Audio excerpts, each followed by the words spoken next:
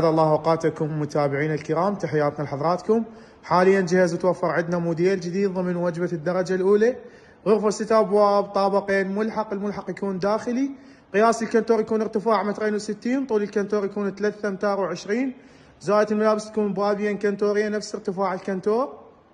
خارج هذا الموديل يكون MDF 12 ملم حفر بالخشب. الدواخل تكون صاج طبيعي 4 ملم. صبغ هذا الموديل يكون حار وبارد، صبغ درجة أولى.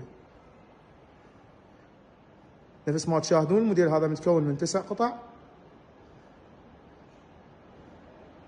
نتحول وياكم على التقاطع الداخلية لهذا الموديل. باب الطرف الأول، المتصلات يحتوون على رف، أسفلهن بورة علاقة. نظام التفسيخ والشطة في صنوع مادة على طول الباب.